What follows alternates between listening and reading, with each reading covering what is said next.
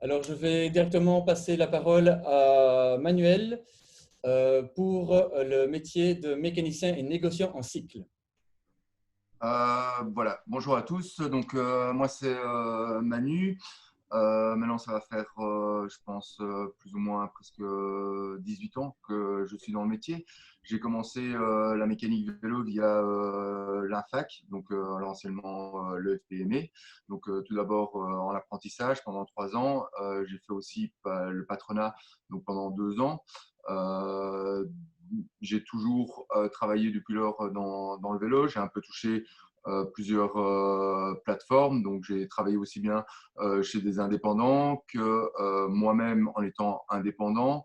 Ensuite, à l'arrivée de l'ouverture du Décathlon et la fermeture d'un magasin dans lequel je travaillais, j'ai dû changer entre guillemets, mon, allez, mon travail. Donc, j'ai travaillé 7 ans chez Decathlon et maintenant, ça va faire 6 ans que je consacre en fait mon travail à la formation. Donc, d'une part, le soir ici au sein de l'EFP et d'autre part au sein de Cyclo dans le but d'une réinsertion sociale dans de l'ISP. Moi, ici, pendant cette année, je vais essayer de vous partager le métier, un métier que j'adore, un métier que je fais avec le plus grand des plaisirs, un métier qui, je pense, est un métier de plus en plus un métier d'avenir, encore plus avec les conditions qu'on va avoir dans quelques semaines.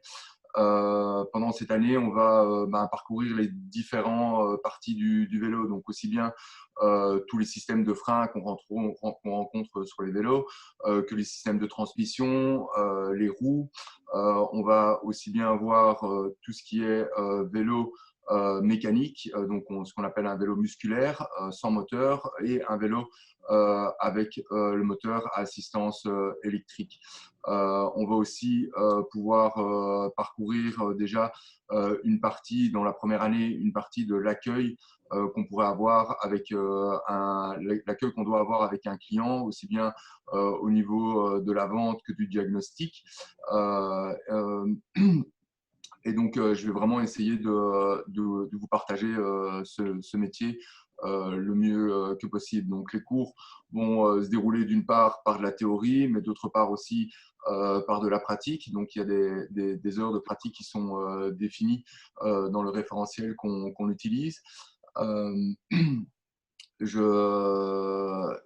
Et l'autre partie pratique, on va dire que ça va se retrouver dans les stages que vous aurez l'occasion de faire dans un magasin de vélo ou dans une boîte qui, du moins, vend le vélo. Euh, le vélo, finalement, c'est relativement large. Je dirais que maintenant, à l'heure actuelle, j'ai des élèves qui travaillent aussi bien dans des magasins, ou du moins des élèves qui ont quitté l'EFP, qui travaillent aussi bien dans des magasins, que des élèves qui ont repris des magasins, qui ont ouvert leur propre magasin, ou qui travaillent sur des plateformes comme Billy Bike, Jump. Donc, c'est vraiment, je pense, un métier de plus en plus un métier d'avenir. Le vélo va être vraiment un moyen de locomotion principal pour du moins la ville de Bruxelles et ses alentours. Que dire d'autre? Je pense que j'ai fait le tour. Ok, merci. Ouais. Manuel, on peut passer, je pense, à la suite. Alors, il y a des nouvelles personnes qui nous ont rejoints. Juste un petit mot, si tout le monde veut bien couper son micro pour faciliter l'écoute. Vous pouvez, bien sûr, je le répète, poser vos questions via l'onglet Converser. N'hésitez pas déjà à le faire si vous avez des questions maintenant. On y répondra juste après. Alors, on pourra revenir sur le vélo par après s'il y a des questions. Je propose de déjà passer la parole à Fabrice Catalano pour la moto. Et pour Bonjour à ça, tous. je vais partager l'écran. Voilà. Voilà. Voilà, bonjour à tous. Donc, je me présente Fabrice Catalano. Je vais d'abord un tout petit peu m'introduire. Donc, c'est moi qui suis en charge des mécaniciens moto pour la première année en chef d'entreprise. Je donne également des cours au préparatoire et en deuxième année chef d'entreprise, toujours en mécanique moto. Je suis formateur depuis 2017 à l'EFP. J'ai moi-même suivi cette formation lorsqu'elle a débuté. Donc, je faisais partie de la première, je vais dire, lignée des élèves à l'EFP en ce qui concerne la mécanique moto. Donc, je suis diplômé en mécanicien moto. C'est la moto, évidemment, comme l'a dit aussi notre ami, c'est une grande passion, hein. Je pense que le deux roues, que ce soit vélo, moto, c'est une grande passion. Donc, je suis impliqué dans la moto à divers niveaux depuis maintenant, je vais dire, plus de 20 ans, voire même 25 ans. J'ai moi-même été pratiquant, j'ai fait de la compétition moto en motocross, j'ai fait de l'assistance mécanique, j'ai travaillé en atelier de mécanique moto. J'ai bien sûr effectué un stage pendant plus de 3 années afin de valider mon diplôme moto, donc j'ai travaillé à mi-temps à ce niveau-là en mécanique moto. Et j'ai moi-même fondé ma société en 2011, qui est une société spécialisée dans le monde de la moto, mais plus particulièrement dans l'équipement du pilote. Ça, c'est un autre aspect. Je travaille actuellement chez Trust Bike, qui est un concessionnaire Yamaha exclusif à Braine-l'Alleud en tant que vendeur, mais je dois gérer aussi les aspects, comme c'est une entreprise familiale, de l'atelier. Donc, je suis un petit peu je ne vais pas dire l'homme à tout faire, mais je gère aussi également tout ce qui fait partie du planning d'atelier, les questions techniques, etc. Mais je ne m'occupe pas de la mécanique directement parce qu'on ne peut pas tout faire forcément. Donc voilà, vous l'avez compris, c'est une passion qui me tient à cœur depuis de nombreuses années. Actuellement, donc je complète tout ceci par le fait d'être formateur à l'EFP. Donc je suis enfin, je vais dire, à 100% dans le domaine qui me passionne. Donc le métier de mécanicien moto, je pense que vous le connaissez un petit peu tous. Il y a différents aspects. Soit vous serez mécanicien dans une concession moto, un concessionnaire, vous travaillerez pour quelqu'un, soit vous allez travailler dans un domaine plus précis qui pourrait être très bien la compétition moto. La compétition moto, c'est assez large, il y a différentes disciplines. Donc là, on est sur un autre métier encore, mais qui est tout à fait passionnant. Ou bien vous ouvrirez votre propre garage, ça c'est aussi une des possibilités. Donc ça consiste en quoi? Forcément du diagnostic, de la réparation, de l'entretien plus classique, donc des changements d'huile, des vidanges, des plaquettes, ce genre de choses-là. Après, ça peut être de la mise au point. Donc là, il faut déjà avoir une certaine expérience, hein. Je pense que le métier est très évolutif. Vous commencerez par des choses plus simples et vous pourrez aller, je dirais, sur des choses beaucoup plus compliquées, tout comme du montage d'accessoires, etc. Donc c'est vraiment moto et scooter. Je veux dire, là, on parle assez générique entre guillemets. Les qualités que vous allez devoir avoir pour effectuer ce métier au mieux, c'est beaucoup de précision, de l'habileté, une bonne analyse aussi, une bonne compréhension des problèmes, donc le diagnostic, et une très bonne communication aussi, puisque vous êtes toujours l'interface entre vous et le client. Donc bien comprendre ce que le client vous demande et pouvoir traduire ce qu'il vous demande en un travail ou bien en une réparation, enfin savoir ce qu'il faut exactement faire, ce qui n'est pas toujours facile. Ça, c'est aussi de l'expérience que vous aurez. Donc, les matières que vous allez aborder, qu'on va étudier à l'EFP de manière théorique, mais que vous devrez aussi, comme l'a dit Manuel, effectuer en stage pratique. Donc, vous allez pratiquer le métier, mais vous viendrez aussi au cours et en théorie. Vous aurez l'occasion de voir, entre autres, tout ce qui est électricité spécifique moto, les transmissions, les moteurs, les freins, les suspensions et encore d'autres aspects. Et vous aurez bien entendu un travail de fin d'études aussi, qu'on appelle chez nous une monographie, qui est en fait l'ouverture d'une concession, d'un garage ou bien d'un atelier mobile, par exemple, que vous devrez effectuer sur vos 2 années, je vais dire, de chef d'entreprise et que vous devrez remettre. Alors, les débouchés, comme l'a dit Manuel aussi, je pense que la moto est évidemment en pleine mobilité, c'est un secteur d'avenir, ça c'est évident.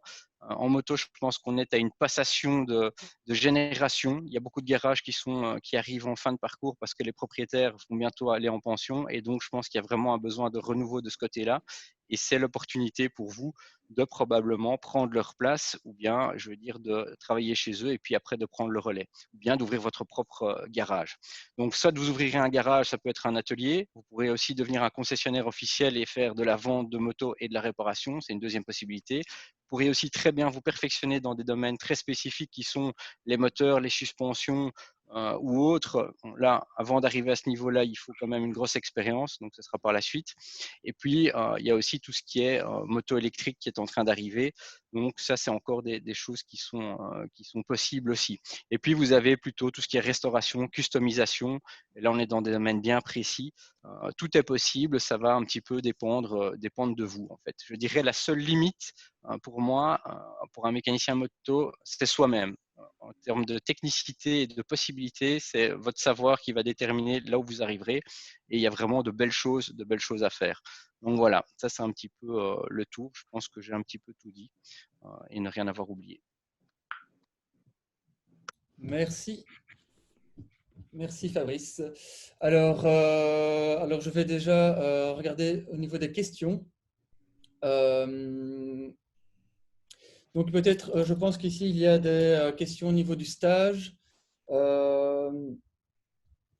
Alors, tout d'abord, déjà, par rapport aux questions, par rapport aux inscriptions, pour l'instant, il est difficile de donner des informations sur les inscriptions étant donné la situation.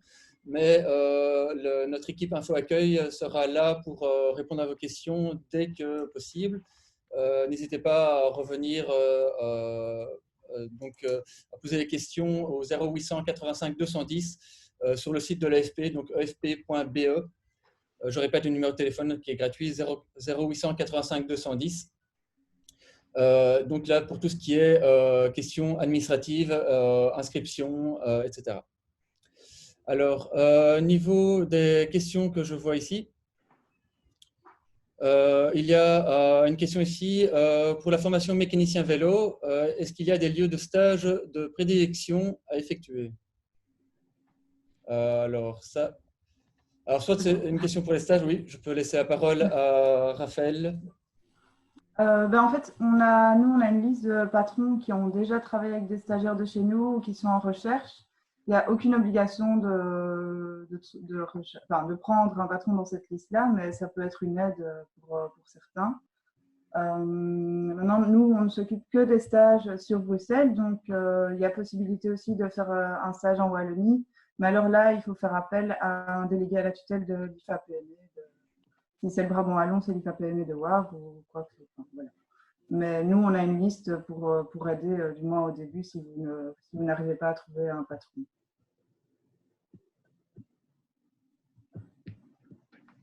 Merci. Alors, une autre question. Je suis déjà gérant de ma société, mais qui n'a rien à voir avec la moto. Je m'occupe de la compta, gestion de stock, contact client. Pour la partie gestion, existe-t-il une dispense? Alors là, c'est peut-être Patrick. Oui.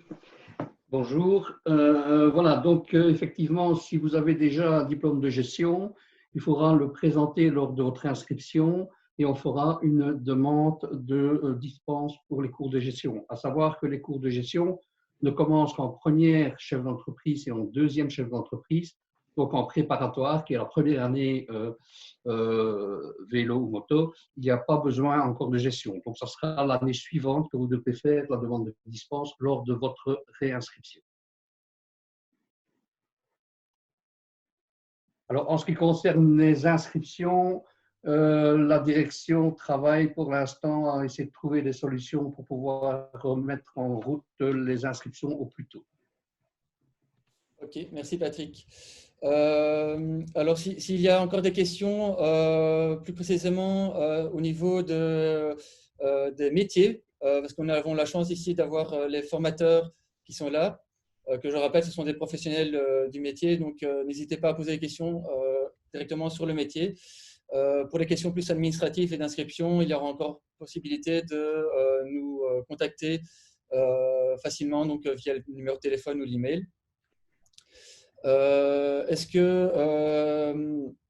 Raphaël, est-ce que tu veux nous dire encore un peu plus sur comment fonctionnent les stages? Parce que je vois que plus haut, il y avait une question aussi sur sont-ils rémunérés, etc. Oui. Donc, ici, je vois qu'il faut d'abord s'inscrire pour pouvoir avoir les documents pour conclure une convention de stage. Donc, nous, on a besoin de la preuve d'inscription pour pouvoir donner les documents. Et alors, il s'agit de stages de 38 heures semaine, heures de cours comprises. C'est vraiment un temps plein. Et alors, c'est rémunéré. La première année, il y a un barème minimum qui est de 460,26 €. Donc ça, c'est rémunéré par le patron. Si vous êtes demandeur d'emploi ou quoi, il y a une possibilité d'avoir un complément chômage. Et donc, oui.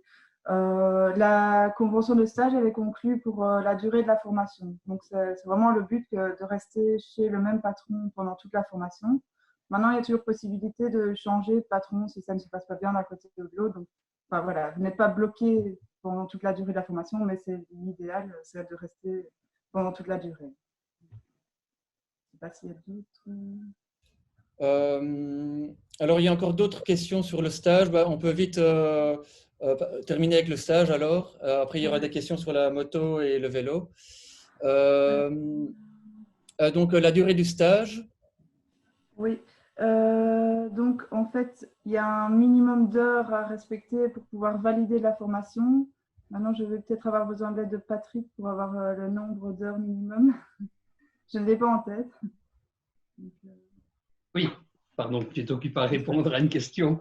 Donc, on veut savoir combien d'heures de stage minimum pour ces formations. C'est 250 heures en année préparatoire et 250 heures en première et deuxième. En sachant que ça, c'est un minimum et qu'on est quand même une formation en alternance. Donc, l'idéal, c'est de pouvoir avoir un stage tout au long de sa formation, étant donné qu'il y a aussi des examens pratiques en fin de première préparatoire et en fin de cycle, donc en deuxième chef d'entreprise.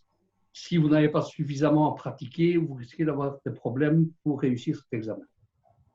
Mais le minimum est de 250 heures en préparatoire et 250 heures soit en première, soit en deuxième chef d'entreprise. et en stage rémunéré, il n'y a pas de possibilité de faire un stage en temps partiel. C'est d'office, c'est au minimum 28 heures, maximum 38 heures. Donc, si vous travaillez à côté, alors là, on tombe dans un autre système. Mais à partir du moment où c'est un stage rémunéré, c'est toujours considéré comme un temps plein. Ok, merci. Je vais passer la parole à Manuel Martin qui voulait dire aussi quelque chose. Voilà, par rapport au stage, je dirais comme Patrick l'a dit, le minimum c'est vraiment 250 heures, donc ça c'est pour un stage non rémunéré. Moi je pars du principe que l'idéal c'est vraiment, comme dit Patrick aussi, d'avoir un stage tout au long de l'année, donc c'est un stage rémunéré parce que c'est un métier où il y a énormément de choses à apprendre, où il y a énormément de systèmes nouveaux qui arrivent régulièrement. La pratique ne s'apprend pas pour moi facilement en 250 heures. Donc voilà, si vous voulez, et ça c'est comme disait aussi mon collègue Fabrice, souvent ce qui va vous retenir, c'est vous-même. Donc il faut vraiment être surmotivé, pratiquer aussi bien sur ses vélos que les vélos de ses amis, trouver un stage.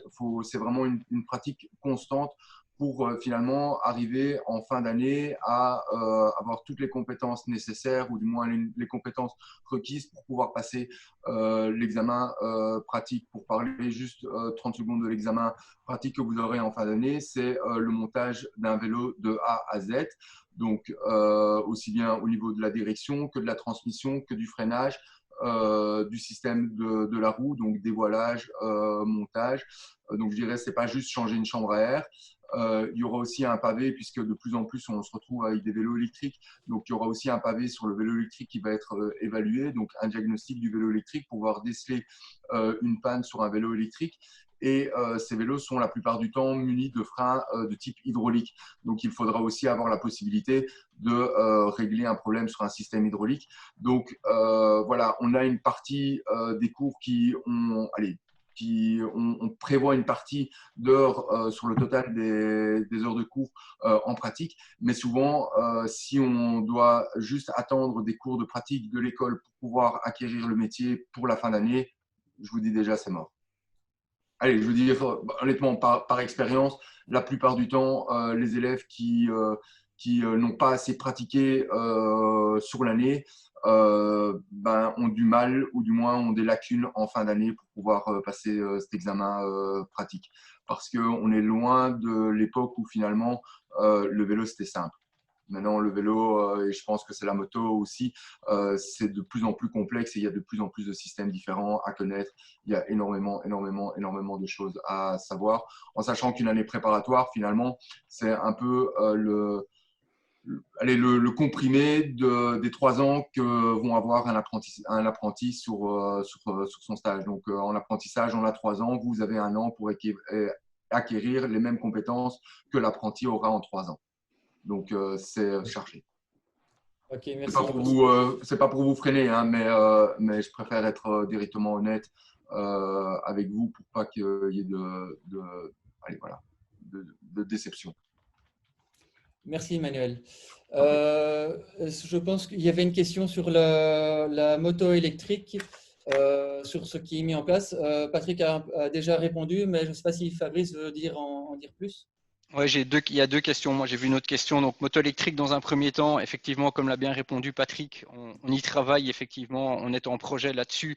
On avait déjà abordé ce sujet sans, je vais dire, avoir encore un cours spécifique. Mais là, on va avoir quelque chose de spécifique avec l'acquisition probablement de motos électriques ou scooters. Et donc, il est évident qu'on va avoir, vu que la technologie est en train de se développer très fortement, il y a déjà une offre assez importante sur le marché. On va clairement avoir un cours spécifique moto électrique, ça c'est certain. Maintenant, est-ce que ce sera pour l'année prochaine ou l'année d'après? Ça, c'est Patrick qui pourra en décider. Ça dépend de plusieurs aspects. Mais clairement, on en parle déjà. Donc, il y a déjà quelque chose à ce niveau-là. J'ai vu quelqu'un qui posait une question et me demandait si à la fin de cette formation, il pourrait intégrer un team de MXGP. Donc, pour les non-initiés, ça veut dire en motocross mondial. Donc, de faire une carrière en tant que mécanicien racing. Je dirais, c'est possible. Encore une fois, je rebondis sur ce que Manuel vient de dire actuellement. Ça va dépendre de vous. Ça veut dire qu'il faudra bosser très dur. La filière mécanique compétition est encore un cran au-dessus pour moi par rapport à la filière mécanicien classique. Je m'explique. Un cran au-dessus, ça veut dire qu'il faudra être assez rapide, il faudra avoir de bonnes connaissances. Vous allez être dans une niche, ça va dépendre vers quoi vous allez aller. Et à la base, ici, on vous forme en tant que mécanicien. Après, le reste, vous allez l'apprendre, je vais dire, sur le tas, sur les circuits, mais ça va dépendre de vous. Il faudra aller bosser dans votre garage, déjà suivre un pilote vous-même, etc., etc. Nous, on va vous donner toutes les bases et tout le nécessaire, mais le stage, je dirais que l'idéal serait de suivre un pilote en parallèle, même si vous travaillez dans un garage, c'est de partir tous les week-ends sur des compétitions, et ça va vous permettre d'intégrer un team. Et savoir aussi que la mécanique de compétition est un réseau très fermé pour lequel il n'y a pas de CV, etc. Donc, il y a moyen de le faire. On a d'ailleurs un élève ici, j'avais encore un élève qui a intégré un team de compétition qui était au niveau européen. C'était pas mondial, mais c'était une entrée, on va dire. Et il a fait ça en fin de deuxième chef d'entreprise. Donc, tout est possible. Maintenant, sachez qu'en termes de temps, ça prend énormément de temps. Donc, si vous avez une autre activité, à mon avis, ça ne sera pas possible. Il faut être franc et réaliste, comme l'a dit Manuel. Donc, l'idéal, c'est d'avoir un stage tout au long de l'année. Et la compétition, le monde de la course, c'est possible. Mais il faudrait être encore 2 fois plus motivé. Mais c'est possible. Pour moi, il n'y a pas de barrière. Tout est jouable. Ça va dépendre de ce que vous allez montrer en motivation et de ce que vous allez montrer aussi en capacité, en dextérité, etc. C'est un univers magnifique pour l'avoir fréquenté en compétition motocircuit. Je peux vous en parler facilement. Le cross, j'en ai fait, donc je connais aussi. Pour moi, c'est des univers exceptionnels, mais voilà, donc c'est possible aussi. Super, merci Fabrice. Alors, voilà, il y a des nouvelles questions. Que faut-il prévoir en termes de matériel pour suivre la formation cycle? Je pense que ça, c'est pour Manuel. Je dirais qu'au niveau du matériel, l'EFP, depuis l'année passée, on ne fait qu'augmenter le matériel qu'on a dans le centre. Donc, pour venir à l'école, vous n'avez besoin de rien, juste vos 2 mains, votre envie et peut-être un bic et une feuille de papier pour prendre note. Après, si vous voulez développer, je veux dire, ou du moins travailler, comme je le disais, sur des vélos, sur vos propres vélos ou les vélos de vos voisins, là, au début de l'année, je pourrais parcourir. De toute façon, on va parcourir de toute façon le matériel nécessaire pour ouvrir un magasin. Donc, vous pourrez avoir une idée de ce qu'il vous faut. Mais pour les cours, il ne faut rien. Rien l'amener, c'est vraiment l'EFP qui fournit tout le matos. Pour ma part, voilà, j'essaye aussi de venir aussi avec des vélos personnels pour vous montrer peut-être des systèmes différents, des choses qu'on n'a pas parfois l'occasion de voir à l'école. Donc ici, à l'école au niveau matériel, on a tout le matos, donc outillage, donc dessert, outillage spécifique vélo, 2 vélos électriques et alors des vélos, je veux dire, musculaires, classiques sur lesquels on va faire des réparations de base. Et alors de temps en temps, je viens avec mes propres vélos pour vous montrer d'autres systèmes pour que vous voyez plus clair, je veux dire, dans le système. Et un tout nouvel atelier aussi. Merci. Alors, je pense qu'on a fait le tour des questions. Si vous avez encore des questions, vous pouvez toujours les poser maintenant.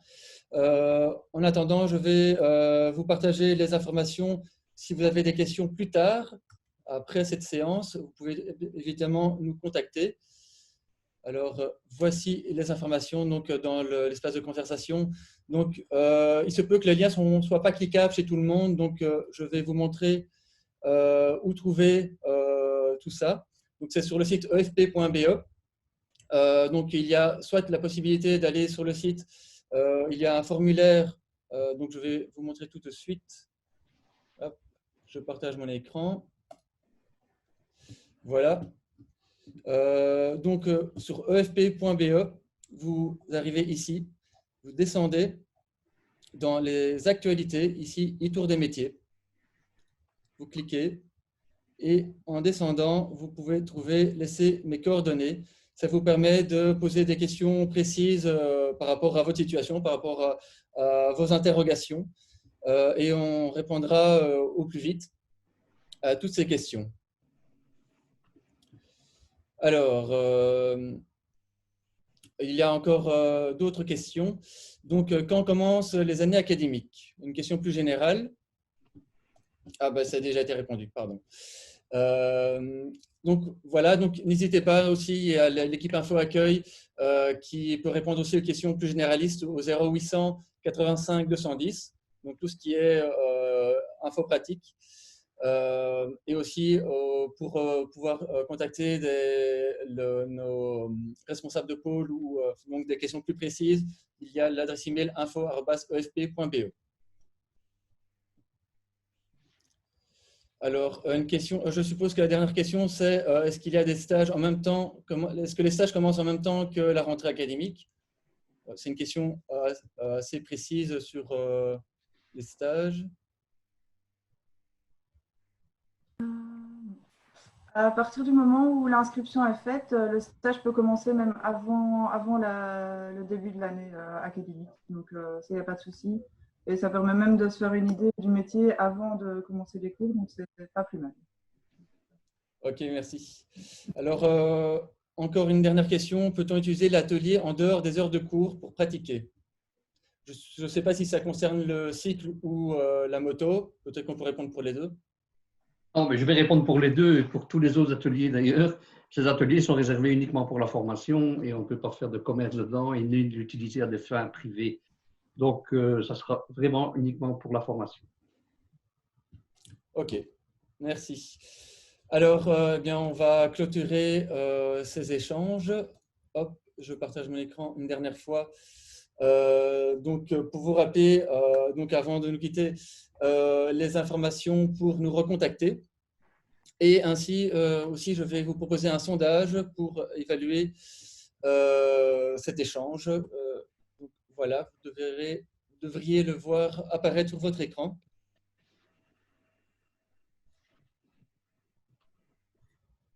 Alors, je vous laisse y répondre un moment. Voilà, donc pendant que vous répondiez au sondage, je tiens à remercier l'ensemble des collaborateurs de l'AFP pour leur présence. Donc aussi Manuel Martin, Fabrice Catalano pour avoir participé à ce workshop. Patrick Dox, Raphaël De Wade, Christophe Livens aussi de l'Info Accueil, qui vous n'avez peut-être pas vu, mais il a répondu à beaucoup de questions dans l'espace de conversation, donc merci à lui, et ainsi que tout le personnel de l'AFP, évidemment. Voilà, donc je vous laisse là-dessus. Et je vous souhaite une agréable journée, fin de journée. N'oubliez pas, il y a le programme sur le site efp.be, sur le Facebook également, efp-bxl. Vous trouverez tous les autres workshops, donc les liens pour y participer et le planning des horaires de chaque workshop. Voilà, n'hésitez pas à aller jeter un coup d'œil là-dessus. Sur ce, je vous dis bonne fin de journée.